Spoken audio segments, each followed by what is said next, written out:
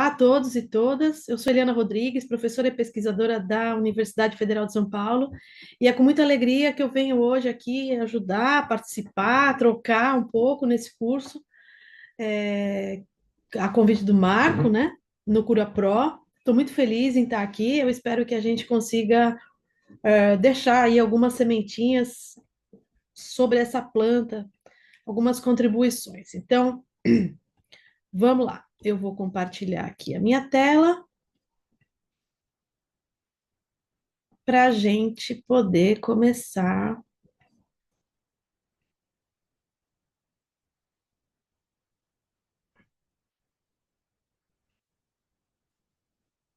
Bom, então, o Marco me pediu para eu falar sobre a etnobotânica da cannabis sativa, né? A gente já começa aqui olhando nesse primeiro slide que, na verdade, os nomes populares dessa planta são maconha, liamba, diamba, ganja, fuma de Angola, pito do pango, e não está aqui entre esses nomes populares o nome cannabis, né? Ou seja, o nome cannabis é o nome científico do gênero da planta. Então, isso é muito importante a gente deixar claro, porque as pessoas fazem uma tremenda confusão. Na verdade, não é uma confusão, elas se escondem atrás do nome cannabis para não ter que falar maconha. Mas a gente tem que deixar claro que é a mesma, absolutamente a mesma planta. A etnobotânica é uma disciplina científica que ela se ocupa da relação, né, entre culturas e plantas. E para isso a gente usa métodos da antropologia cultural, da botânica, coleta essas plantas e tudo mais, né? Mas o que que isso tem a ver com a cannabis sativa? Ora, para a gente poder começar a falar da etnobotânica, seria importante primeiro a gente falar da botânica, né? Como que as pessoas usam essa planta? Tudo bem, mas que planta que é essa? Então, tem sido mencionado na mídia, ou, de modo geral, que são três espécies, né, da planta: cannabis sativa, cannabis indica e cannabis ruderalis. Outros ainda dizem, não, não, é uma espécie só com três subespécies, né? O que eu queria dizer aqui é que existem evidências já da biologia molecular mostrando aqui nesse artigo de Lapierre et al., da revista Genome de 2023, né, que tem três classificações para essa planta, mas a que é mais aceita é essa última agora, é de que seja uma única espécie, cannabis sativa, sem nenhuma subespécie, com uma grande variabilidade. O que significa isso? Com caras diferentes, né? Isso também a gente já sabe, né? Então, é uma única espécie, cannabis sativa linneus. Mas, ao mesmo tempo, são várias cannabis. Por quê? Porque eu tenho cerca de 10.000 variedades agronômicas, ou seja, essa espécie com diferentes proporções entre os seus compostos químicos. E mais que isso, com terpenos, por exemplo, emprestados ali do limão, né, da laranja. Então eu posso ter cores mais arroxeadas. Então ali a gente tem uma variedade que a gente chama de purple, por causa dos flavonoides. Então, para além dos fitocannabinoides que estão presentes nessa planta, que são CBD, THC, CBG, CBN, muitos, muitos outros, nós também temos os terpenos, que dão cheiro, e os flavonoides, que dão cor. Então, vocês podem ver aqui que você tem uma cor mais verde, uma mais amarela, uma mais roxa, uma que cheira isso, uma que cheira aquilo. Então, é uma espécie, mas ao mesmo tempo são milhares de plantas com potencialidades diferentes. Então, eu vou ter uma que estimula, enquanto eu vou ter uma que não estimula tanto, enquanto eu vou ter outra que pode me ajudar mais a ficar mais focado, né? E assim, outra para eu dormir, e assim por diante. Então, essas diferenças, elas se dão pela composição química dessas plantas, né?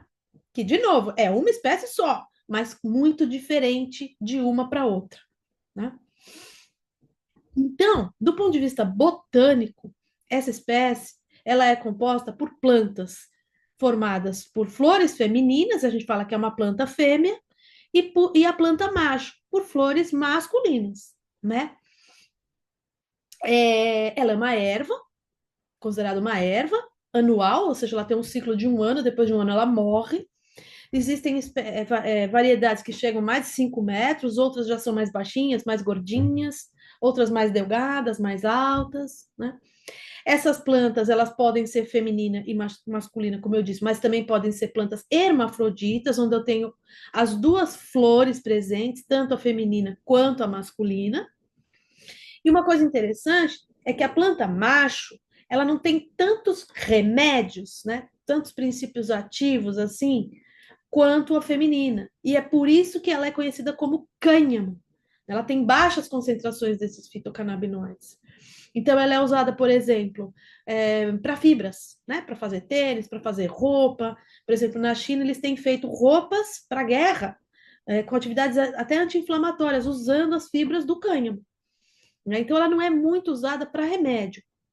Já a planta feminina, ela tem uma concentração bem maior desses compostos químicos, que são os fitocannabinoides, são os flavonoides, os terpenos, que estão presentes aqui em células, que nós vamos ver daqui a pouco, que são esses tricomas que guardam essas resinas. Já já vamos ver. Aqui, só para a gente entender que essa planta ela vem sendo consumida em vários continentes, por várias civilizações, há muito, muito, muito tempo. Então, todos esses aqui que vocês estão vendo são nomes populares dessas plantas. E esse livro aqui é um livro antigo que ainda separava a cannabis sativa da cannabis índica, como eu já expliquei. Hoje não tem mais, é uma espécie só, cannabis sativa. Mas aqui ele ainda separava, ó. Então, dentro da cannabis sativa, ela era conhecida por todos esses nomes populares. É ainda, né? Então, isso aqui mostra essa etnobotânica, ou seja, a relação entre as pessoas e essa planta. De novo, remonta a muito tempo, em muitos lugares. Aqui, então, ó, como a gente já sabe, né, ela tem um centro de origem de domesticação dela na Ásia Central, ali perto da região China, né, naquela região, e depois ela vai se dispersando.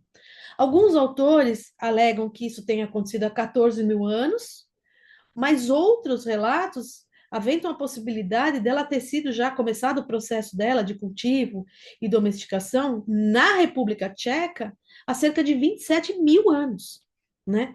Ou seja, é muito tempo. E isso explicaria o porquê que, ao mesmo tempo que eu tenho uma única espécie, eu tenho cerca de 10 mil variedades agronômicas, né? Porque o ser humano, o homem, ele foi domesticando, então, essa espécie de acordo com o seu desejo, com a sua necessidade nesses tipos aí que nós estamos falando, né? Um tipo que vai me deixar ou mais calmo, ou um tipo que vai me deixar mais alerta, e assim por diante. E assim a gente vê também aqui as diferenças, né? Das cores, as diferenças dos tipos de folha. Aqui nós estamos já em 10 mil variedades agronômicas, já estamos lá na frente já nessa história. Esse site, ele que vende, né, sementes, ele nos ajuda a entender isso que eu acabei de falar. Então, por exemplo, se eu clicar numa dessas strains ou variedade agronômica, eu vou pegar lá, por exemplo, a Cinderela 99, né? Então, o que que essa variedade agronômica, dentre as outras, ela pode trazer de benefício para mim? Ora, se eu tenho estresse, para mim ela é muito boa. Depressão, ela é boa também. Para dor, ela já não é tão boa, né? Para quem tem perda de apetite também ela não é tão boa. Então, você vai vendo por aqui, nesse catálogo, né, de acordo com a experiência dos pacientes, o quanto que cada variedade vai ter efeitos médicos, benefícios, mas também efeitos negativos. Então, essa Cinderela 99, essa variedade aí, ela deixa a boca seca, assim, muito. Os olhos secos já nem tanto, não causa tanta ansiedade, paranoia um pouco, e assim por diante. Então, aqui é só para a gente ter uma noção de que de novo, é uma espécie, mas são milhares de plantas, com particularidades, né? E claro que o ser humano ele vai usando essas particularidades e vai transformando essa planta, como eu já expliquei. Aqui, para mostrar a tumba de um xamã na China, com seus objetos pessoais. Então, dentro de um cesto, tem várias coisas, né, que ele leva, então, para essa outra dimensão, né, para esse outro plano, digamos, espiritual, quando eles morriam, né, que acreditava-se dentro dessa cultura. E ali, o que que tem no potinho do lado dele? Sementes, galhos e folhas de uma planta feminina da cannabis sativa.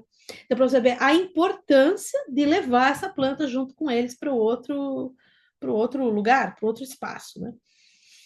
E aqui, ó, alguns objetos arqueológicos que mostram, né, que essa planta era consumida nessas civilizações. Então, aqui você tem uma espécie de um narguile, aqui você tem um vaso onde se queimam, né, essas plantas queimavam-se como se fosse um incenso para inalar, né? E claro que o uso, então, dessa planta, ele ele é não só, como eu já disse, para usos medicinais, mas também para alteração de percepção, também como alimento. Então, os óleos que se retiram das sementes, né, da planta, são muito ricos em vitaminas, em ômegas, e também fibras para fazer tecido, para fazer papel, conforme eu vinha falando, né? E aqui a gente consegue ver numa visão microscópica esses tricomas, onde são produzidos essas resinas que eu falei, os fitocannabinoides, os flavonoides, os terpenos, que nada mais são do que os remédios, né? Que tanto podem ser remédios, né? Como também alteradores de percepção. Aqui a gente consegue ver, né, que praticamente todas as partes da planta, então, elas têm um uso, né, entre povos originários. Vemos aqui de forma mais clara esses tricomas, nesses coloridinhos. Então, no primeiro momento, esse tricoma, ele está aqui transparente, então ele ainda não está pronto para colher, né? O remédio, a resina dentro dele. Conforme o tempo vai passando, ele vai amadurecendo, vai ficando dourado ou âmbar. Aqui sim, ele já está pronto para ser colhido né, e fazer, enfim, extrair, né, o medicamento ou rachixe ou óleo, ou o que for para se fazer o medicamento a partir dessa planta. Aqui também a gente sabe, né, que existe assim uma espécie de uma veneração, né, de Shiva no Nepal, principalmente, na Ásia Central, no leste da Ásia, porque acreditava-se que Shiva, que é um dos deuses, né, do hinduísmo, ele era o xamã primordial, ou seja, ele teria ensinado aos outros xamãs como utilizar essa planta. E essa planta no xamanismo ali é tão importante nessa região que veneram Shiva, então, por conta disso. Falam assim, nossa, né? Esse é o Deus que nos ensinou, que nos trouxe a possibilidade de transcender, de entrar em contato com esse outro universo, né? Então, nós vamos ver Shiva em vários momentos, essa conexão entre Shiva e a cannabis sativa. Também ali, ainda naquela região da Índia, Nepal, Afeganistão, Paquistão, costuma-se usar, no passado e ainda, né, as charas. O que são charas? Nada mais do que o rachixe, né? Então, você pegar as flores femininas, que estão repletas com esses tricomas que eu estou mostrando aqui, conforme você esfrega nas mãos, cru, né, a flor crua, in natura, você vai o quê? Obter o quê? Essas resinas na mão. Né? Isso pode ser misturado com outras plantas, fumado, comido na forma de blends, né? Com outros cigarros, com outras plantas. Isso ainda é usado. Uma outra forma tradicional de usar, né, aquela região ainda é a ganja. A ganja também são as flores femininas, só que não frescas, e sim secas, desidratadas, né? Também pode se esfregar, ela pode ser fumada sozinha, ou então em blends também, né, com outros fungos ou outras plantas. E aqui mostra um yogi com seu shilum, né, que é uma espécie de um cachimbo, onde você tem tatuado aqui, né, na verdade não é tatuado, é a imagem de Shiva também, mostrando de novo essa relação entre Shiva e a cannabis. Um terceiro tipo que ainda é usado também, né, o uso tradicional, é a bang. São bebidas, né, preparadas, mas aí não com as flores, e sim com as folhas, que também possuem esses tricomas, né? Então, essas folhas elas devem ser socadas, misturadas com leite, ou água, ou açúcar, ou mel, enfim, vários produtos, são muitas receitas, mas também ela é da tradição lá naquele local. Bom, acontece que esses usos medicinais tradicionais, eles vêm sendo publicados ao longo da história em diversas farmacopeias. Então, a primeira dela, na farmacopeia de Shen Nun, que foi publicada há cerca de 5.000 anos, né?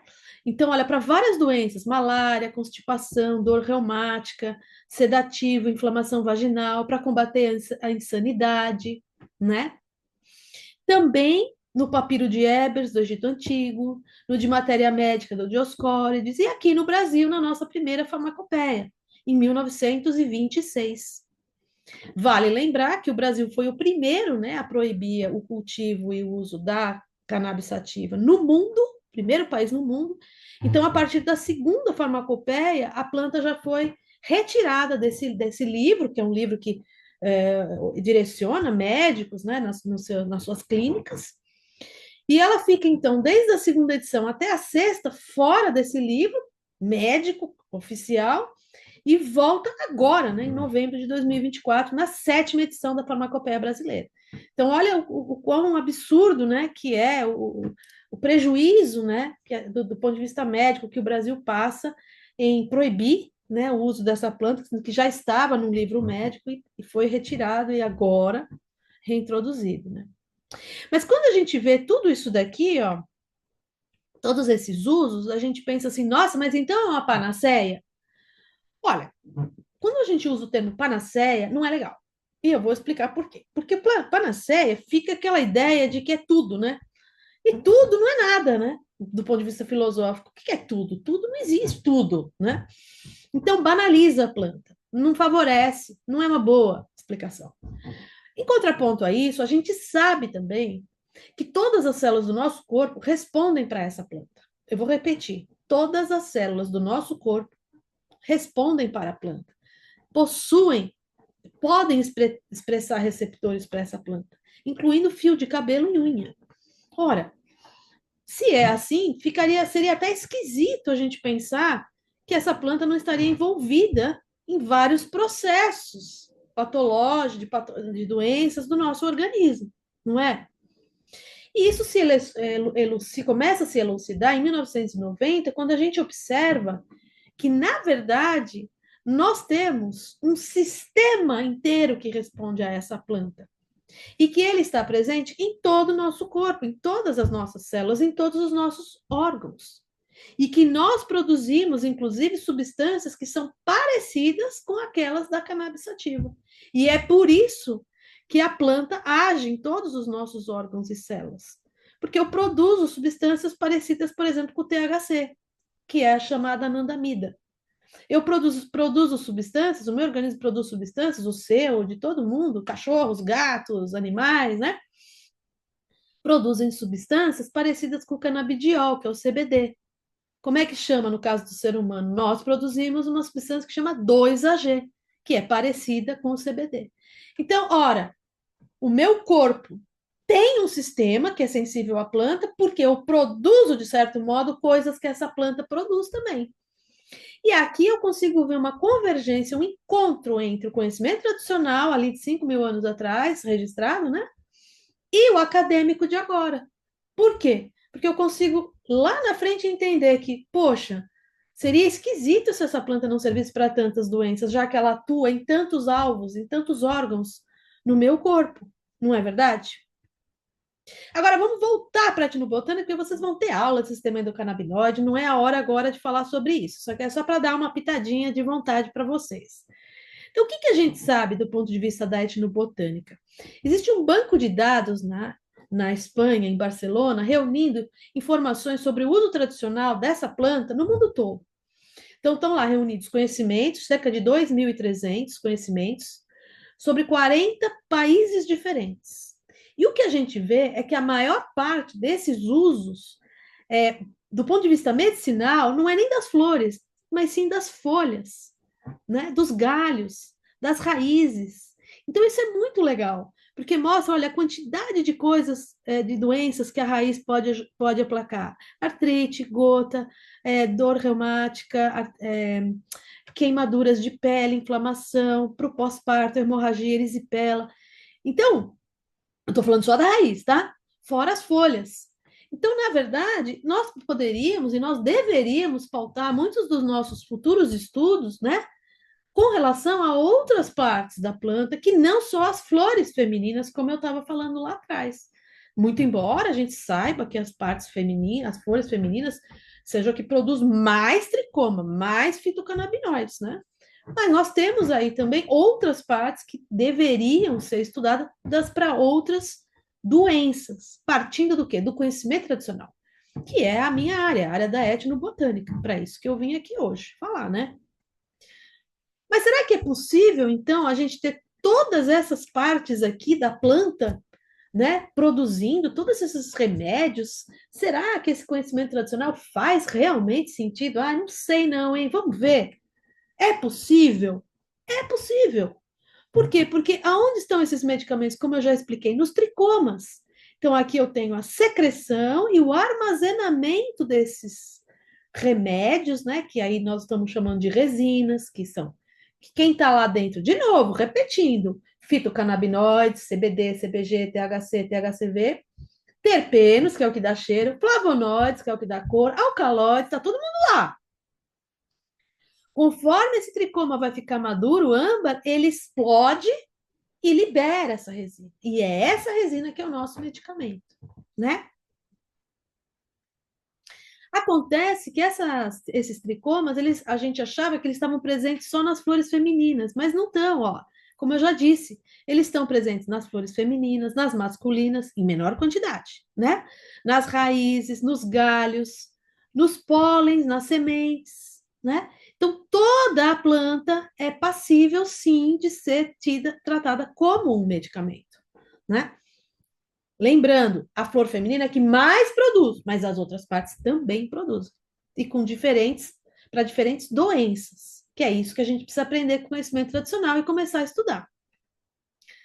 No Brasil, como que chegou essa planta? Bom, tem várias hipóteses. A mais aceita, segundo esse documento oficial do governo brasileiro, é que a planta teria sido introduzida em nosso país a partir do século XVI pelos negros escravizados, e as sementes delas trazidas em bonecas de pano amarradas nas pontas das tangas. Tanto que um dos nomes dela é fumo de Angola. Né? Talvez daí é que venha o preconceito enorme que a gente tem em relação a essa planta. Por quê? Porque ela veio da África, ela veio do negro. Por que a gente não tem o preconceito com o uísque? Porque veio da Escócia? Por que a gente não tem preconceito com a cerveja? Porque veio da Alemanha? Você vai para Blumenau, tem festinha lá, as pessoas enchendo o caneco. Mas maconha coisa do demônio. Por quê? Liamba, Diamba, é nome popular? Porque vem do negro? Porque vem da África? Então, isso é muito importante a gente estar sempre atento, né? Será que o problema é a planta ou será que o problema é outro? Então, essa planta, ela vem sendo utilizada desde o século XVI ao século XVIII por esses escravizados negros que vieram então da África, eles plantavam ali no canavial. Isso foi, claro, se dispersando entre caiçaras, indígenas, e portanto, como eles eram utilizados pelas camadas mais desfavorecidas do ponto de vista econômico, os mais vulneráveis, passou a ser conhecido como o ópio dos pobres.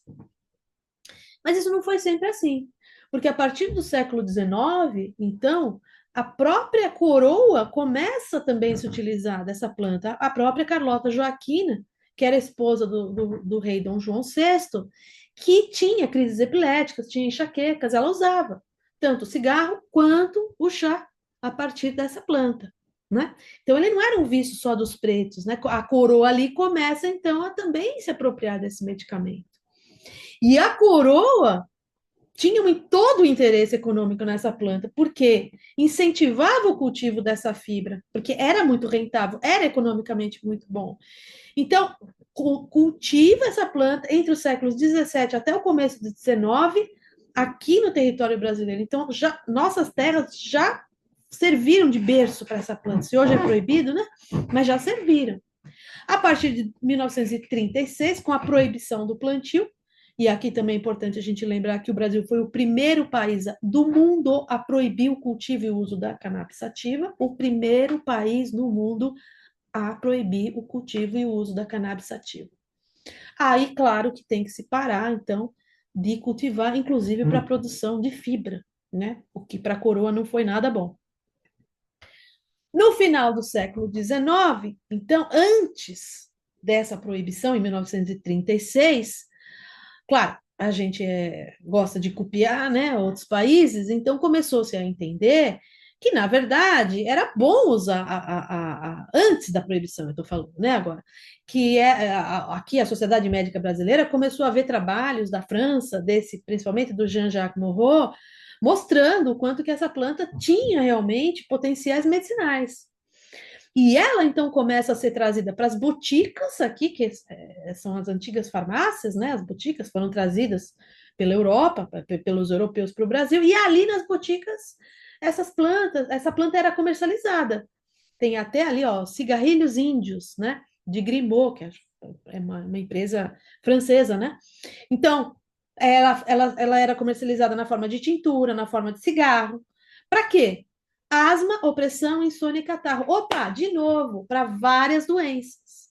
Não é como, por exemplo, a espinheira santa, que é um fitoterápico, você vai, serve para quê? Ah, é úlcera, gastrite, dispepsia, é tudo relacionado ao estômago. Aqui a cannabis não é assim. Ela serve para coisas completamente, muitas coisas, e até às vezes antagônicas, que eu já expliquei, né? Estou explicando essa parte da química aí que muda, né?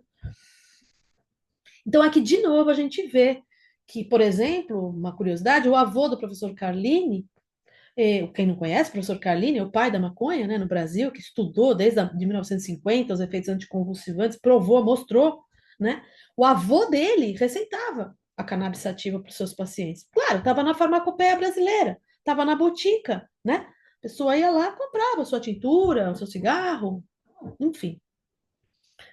Esse aqui é o professor Carlini, então muito importante a gente sempre lembrar dele, né? Aqui dentro da Unifesp, que né, onde ele inclusive ajudou a construir essa universidade, a Escola Paulista de Medicina originalmente, né? Então ele sempre lutou muito pela cannabis sativa, todo mundo sabe, né?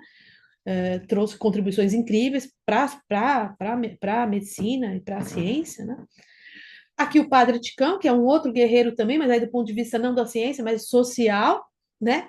Que também lutou muito para que essa planta pudesse ser utilizada, sobretudo em áreas periféricas, em áreas onde não se tem o acesso à democratização do conhecimento sobre essa planta.